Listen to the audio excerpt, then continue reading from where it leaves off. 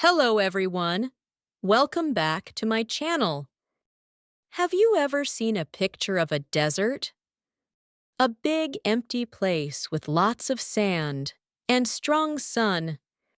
Today we will learn about the biggest and hottest desert in the world, the Sahara Desert. It is a truly amazing place, full of surprises and a very long history.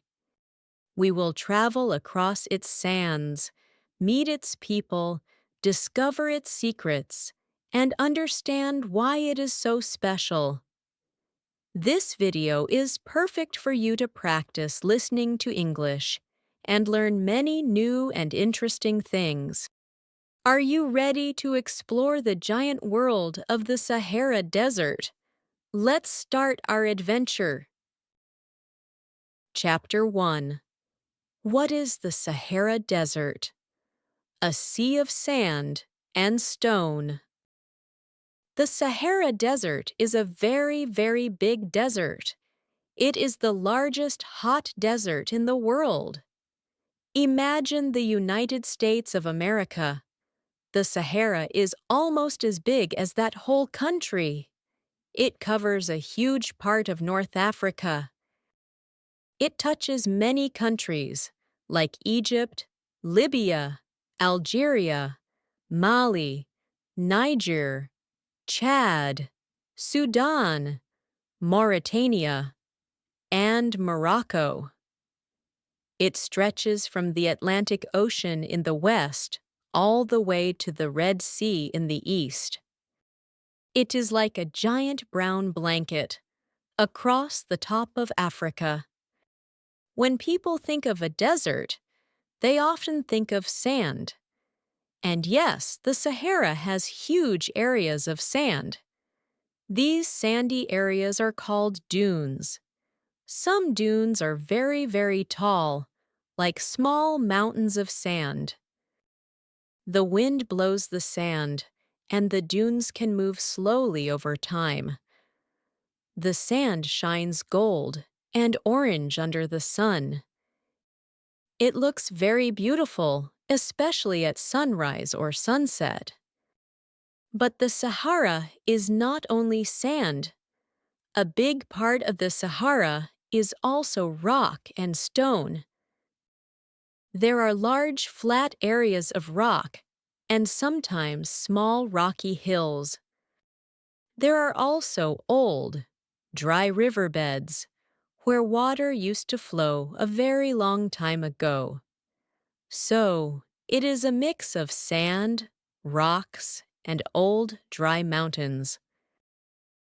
The Sahara is famous for being very hot and very dry.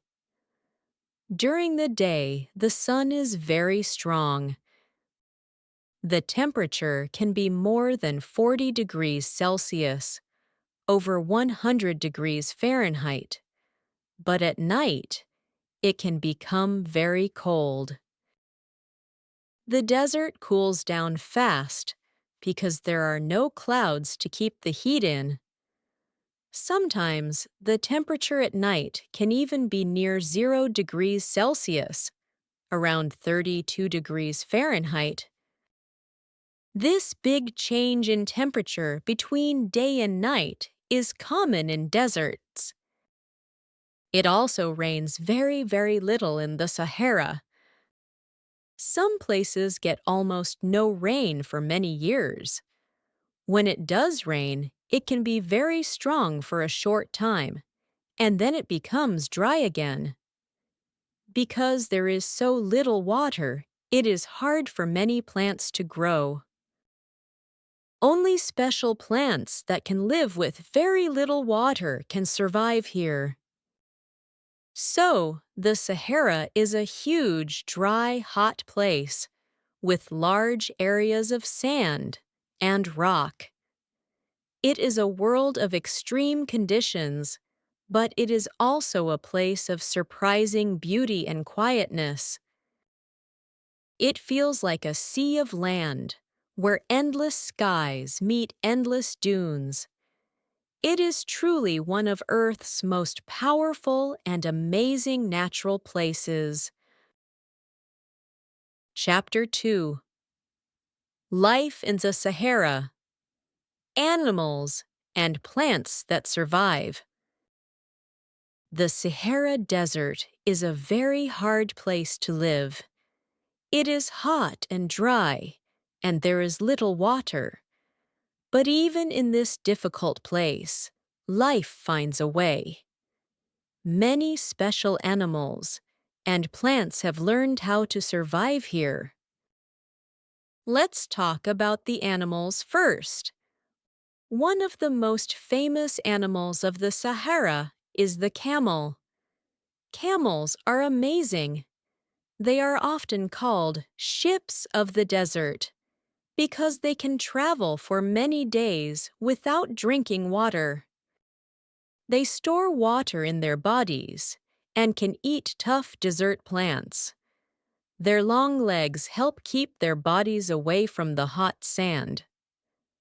Their long eyelashes and closing nostrils protect them from sandstorms. People in the Sahara use camels to travel and carry goods. Other animals in the Sahara are smaller. There are different kinds of lizards and snakes.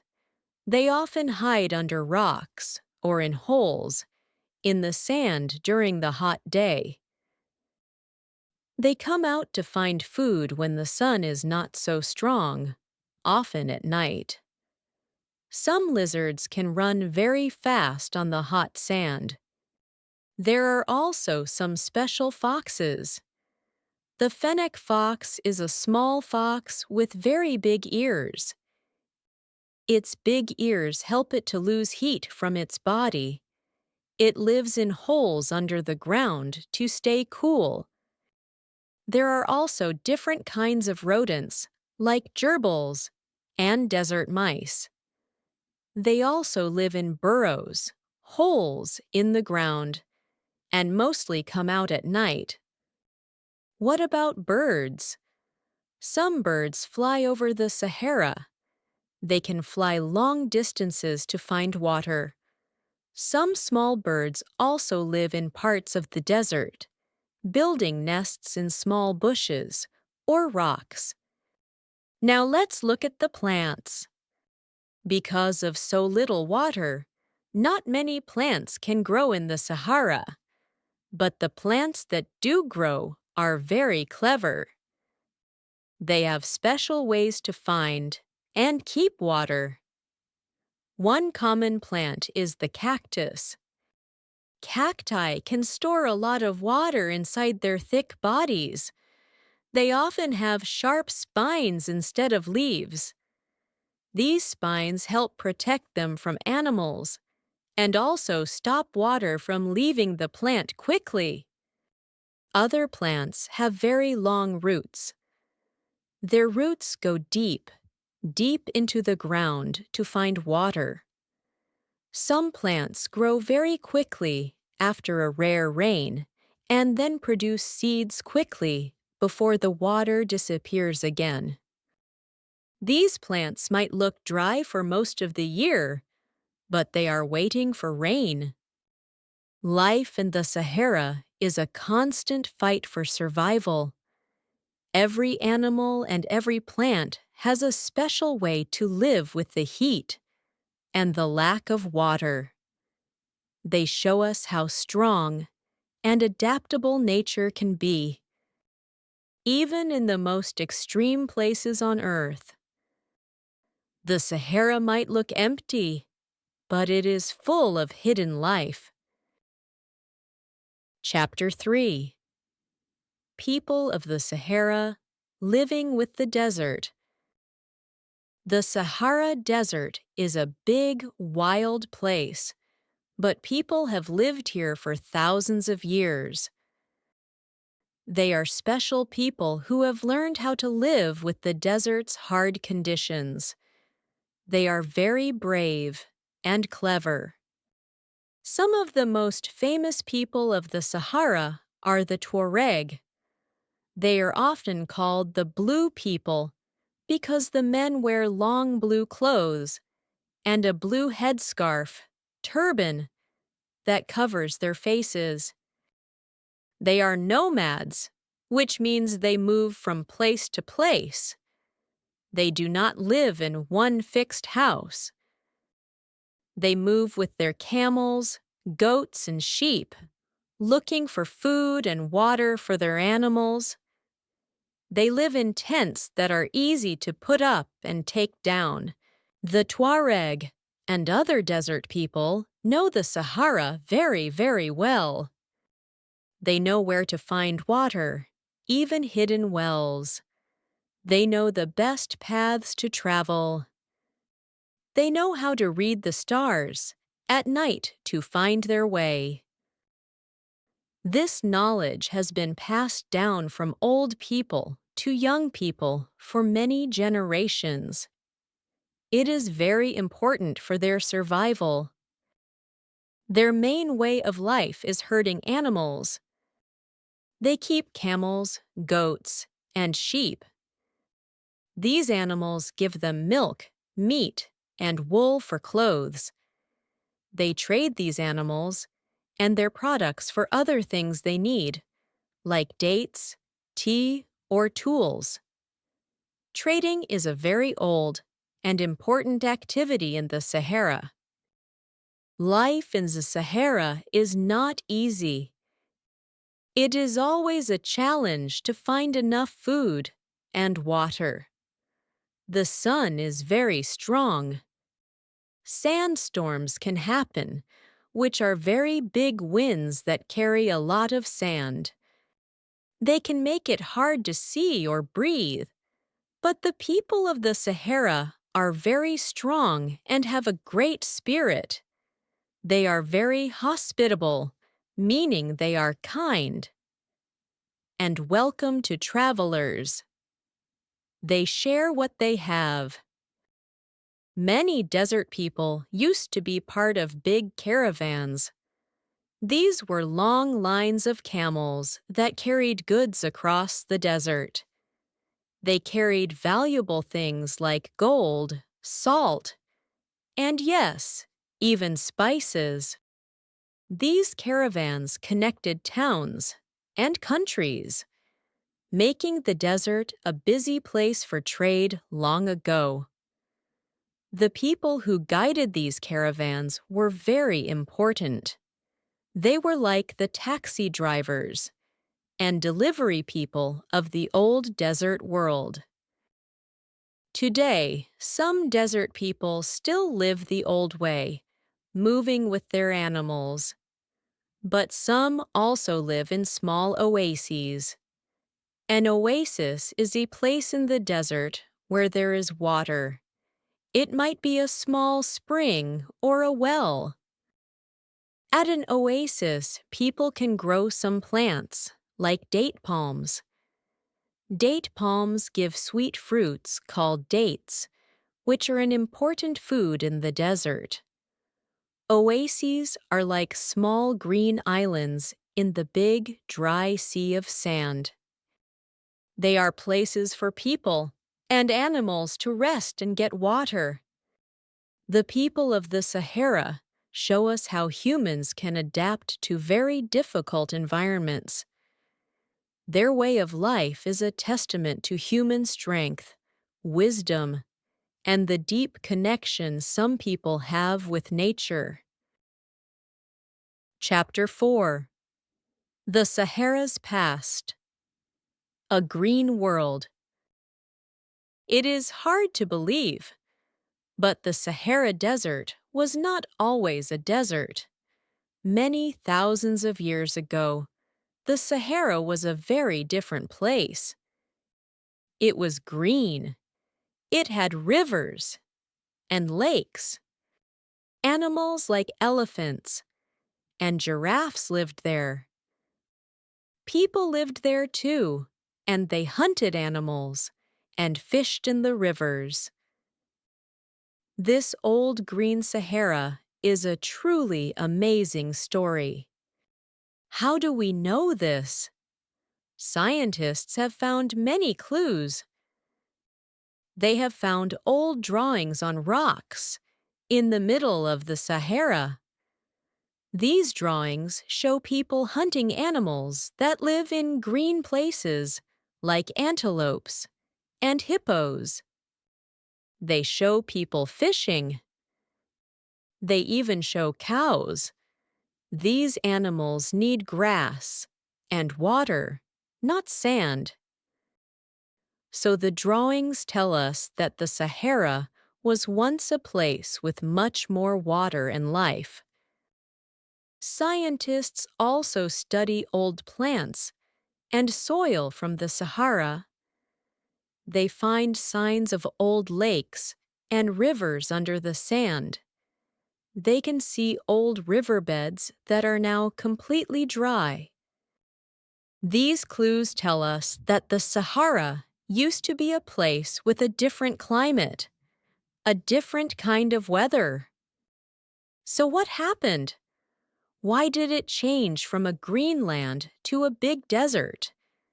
This change happened very slowly, over thousands of years. It was a natural change in the Earth's climate. The way the Earth moves around the sun and how the Earth itself tilts can change how much sunlight different parts of the Earth get. This can make some places hotter or drier.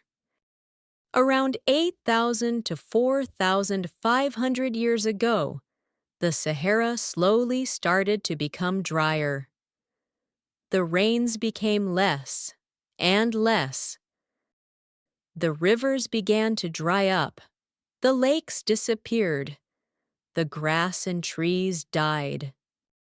The animals had to move away, or they died too. Slowly, the green land turned into the big, dry desert we see today. It was a very slow process, not something that happened in a day or a year. This story of the Sahara's past is very important. It shows us that Earth's climate can change a lot, even without humans. It makes us think about how climate changes today might affect other places. The old green Sahara reminds us that nature is always changing, and sometimes very big changes can happen over a long time. It is like a hidden history written in the sand and rocks, telling us about a lost world. Chapter 5: The Sahara's Challenges Today. Climate Change and Life. Today, the Sahara Desert is still a very big and important place, but it faces many challenges. Some of these challenges are natural and some are caused by humans. One big challenge is climate change. This means the Earth's weather is getting warmer. For the Sahara, this can mean two things. More heat. The Sahara is already very hot. Climate change can make it even hotter. This makes it even harder for any plants or animals to live there. Changing rain patterns. Sometimes, climate change can bring strange weather. It might mean even less rain in some parts, making the desert bigger. Or it might mean very strong, sudden rains that cause floods, but the water quickly disappears, not helping much. This makes life for people and animals even more difficult. Another challenge is desertification. This is when land next to the desert becomes dry and turns into desert. This can happen because of climate change, but also because of human activities. For example, if too many animals eat the grass in one place, the soil can become dry. If people cut down too many trees, there is nothing to hold the soil. Then the wind can blow the soil away, and the land becomes like a desert. This is a problem in areas around the Sahara, slowly making the desert bigger. For the people living in the Sahara, these changes are very hard. They depend on the little water and plants they can find. If it gets hotter or drier, it is harder for them to find food and water for their animals. Some people have to move away from their homes because they cannot live there anymore. This causes them to lose their traditional way of life. Governments and groups are working to help. One big idea is called the Great Green Wall.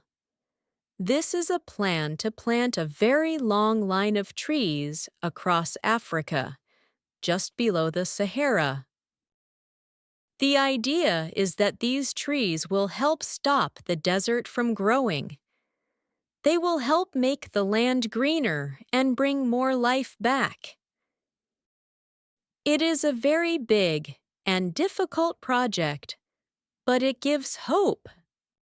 Sometimes people try to find new ways to get water in the desert. They dig deeper wells. They try to find water that is far under the ground.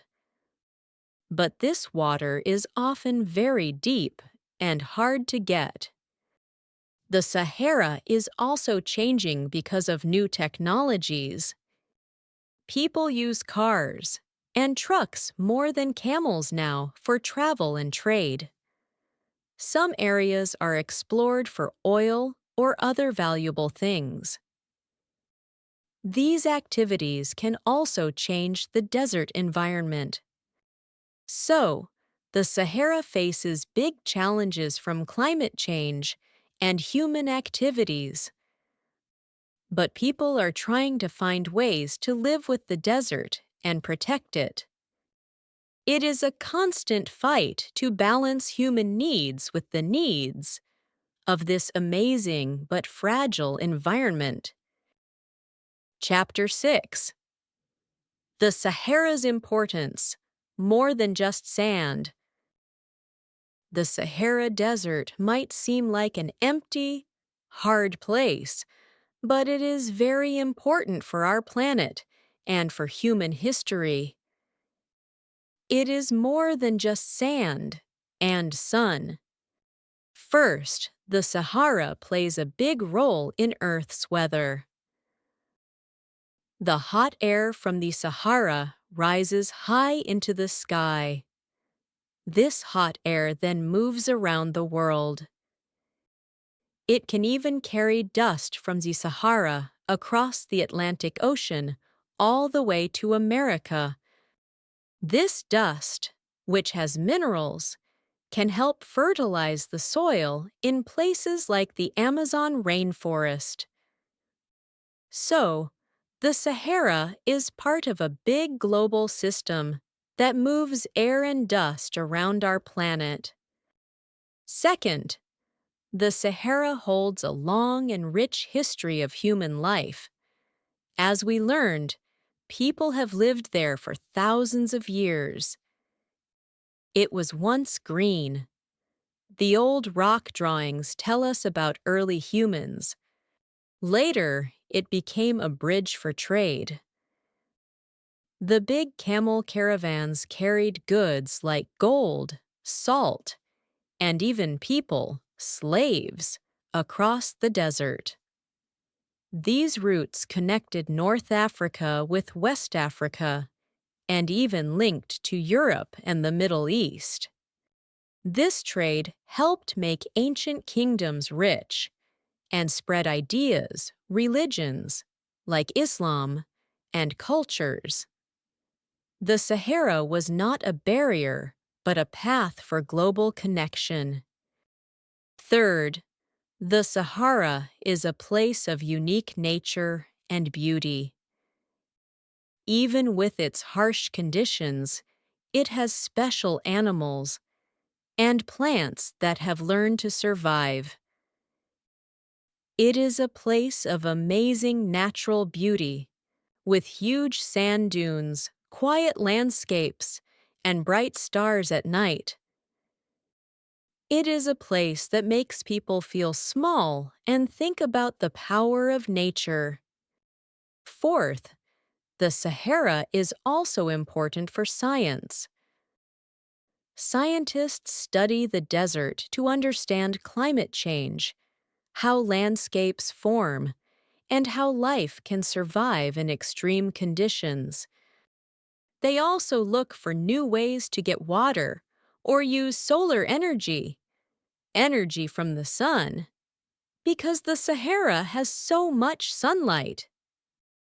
It is like a big natural laboratory.